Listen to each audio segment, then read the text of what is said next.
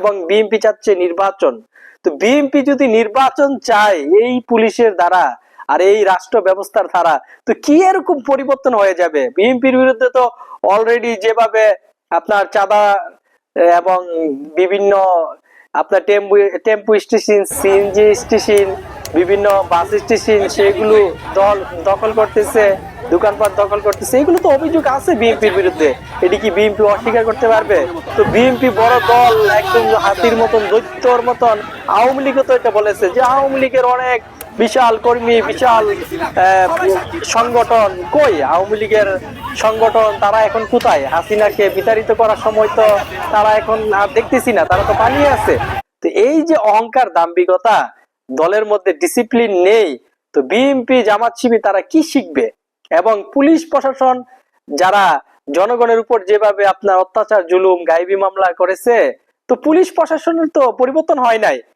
যারা এই আন্দোলন করতেছে তাদেরকে আপনি কিভাবে ব্যবস্থা নিবেন? কেন আন্দোলন করতেছে, সেটার গ্রহণযোগ্যতা কতটুক, এবং কেন আন্দোলন করতেছে, সেই বিষয়গুলো তো আপনাদের আইডেন্টিফাই করতে হবে। আর জনগণের সামনে তো এইভাবে মেরে আপনারা কিছু করতে পারবেন না, বরঞ্চ পুলিশ আরো যেই হিংস্রতা, এবং আমরা সেই আওয়ামী লীগের পুলিশ দেখেছি, তো আপনারা তো সেটাই করতেছেন। তো শাহবাগীরা তো বলবে যে আওয়ামী লীগের পুলিশ তো ভালোই ছিল, এরকম করে নাই। তো এরকম দৃষ্টান্ত কিন্তু আমরা দেখতে চাই না। আমরা দেখতে চাই এই রাষ্ট্র ব্যবস্থা এরকম একটা পুলিশ প্রশাসন হবে এবং রাষ্ট্রযন্ত্র নিয়ম শৃঙ্খলার মধ্যে এগিয়ে যাবে। সবাই যখন আপনার এই আওয়ামী লীগ দালাল, চাটকার, সাংবাদিকরা যখন দালালি করতো, তারাও কিন্তু এখন পালিয়ে আছে, বিভিন্ন জায়গায় আত্মগোপনে আছে। আমরা এসব অতি উৎসাহী পুলিশ ভাইদেরকে বলতে চাই, এরকম কাজ করবেন না। বেনজির, আজিজ, বিপ্লব, হারুন, তাদের কথা মনে রাখবেন, তাদের কথা স্মরণ রাখবেন। তারা এখন কোথায়? এতএব কাজ করুন জনগণের জন্য, মন দিয়ে, প্রাণ দিয়ে কাজ করুন, যাতে জনগণ আপনাদেরকে ভালোবাসে। জনগণের যেই আপনার অসুবিধার দিকগুলো এবং আইন শৃঙ্খলার যে নিরাপত্তা, সেই বিষয় নিয়ে আপনারা কৌশল অবলম্বন করুন, যেন কোন আন্দোলন, এই আন্দোলনের বেনিফিট কে, এই আন্দোলনের উদ্দেশ্য কি, সেগুলো তো আপনারা প্রাথমিক অবস্থায় বুঝতে পারেন। তাদেরকে ডেকে নিয়ে জিজ্ঞাসা করুন যে কেন, কি সমস্যা, সমাধানের চেষ্টা করুন। তাহলে না একটা ইতিবাচক বাংলাদেশ হবে।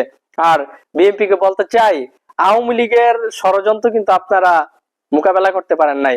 আওয়ামী লীগ আপনাদের শান্তি সমাবেশে sound grenade, rubber bullet, tear shell যেভাবে মেরেছে, সেই ভয়াবহতা আমরা দেখেছি। গায়েবী মামলা বিএনপি জামাত শিবিরের উপর দিয়েছে, সেই ভয়াবহতা আমরা দেখেছি। তো আপনারা অধৈর্য হয়ে যাবেন না নির্বাচন ব্যবস্থার জন্য।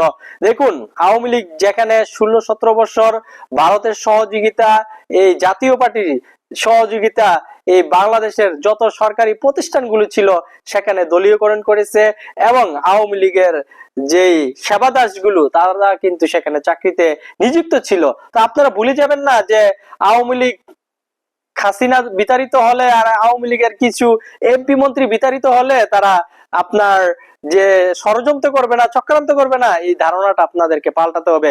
আওয়ামী লীগ এখনো সুযোগ পেলে বিএনপি জামাত শিবিরকে দৌড়ান দিবে, এবং আওয়ামী লীগ এখনো চক্রান্ত ষড়যন্ত্র নিয়ে ব্যস্ত আছে ভারতের সহযোগিতা। এতএব এই যে আপনার হাসিনা বলতেছে ডক্টর ইউনূস সরকার জঙ্গিদের সরকার, এই যে জঙ্গিদের সরকার, এই বাণী ভারতের বাণী, এই প্রথম আলো, ডেইলি স্টার, তাদের বাণী, জঙ্গি নাটক আমরা অনেক দেখেছি। এই জঙ্গি নাটক, জঙ্গিদের সরকার, ডক্টর ইউনূস সরকার, হাসিনার এই বক্তব্য। তাহলে আমরা পুলিশ প্রশাসনকে বলতে চাই, আপনারা এরকম একটা সিস্টেম করুন, আপনাদের আসামি যখন ধরবেন তাকে আর মারতে যাবেন না প্লিজ। এবং মারতে গেলে কি হয়, ওই আওয়ামী লীগের পুলিশের কথা মনে হয়।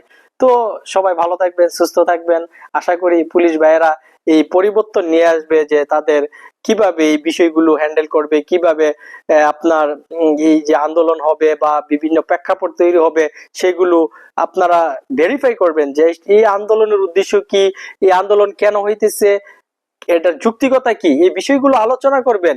কিন্তু আওয়ামী লীগ স্টাইলে পুলিশগিরি দেখাবেন না। আওয়ামী লীগ স্টাইলে পুলিশগিরি দেখালে না ওই বেনজির, আজিজ এরকমই হবেন। এতএব আওয়ামী লীগ স্টাইলে পুলিশগিরি দেখাবেন না প্রিয় ভাইয়েরা। সবাই ভালো থাকবেন, সুস্থ থাকবেন। আল্লাহ হাফেজ।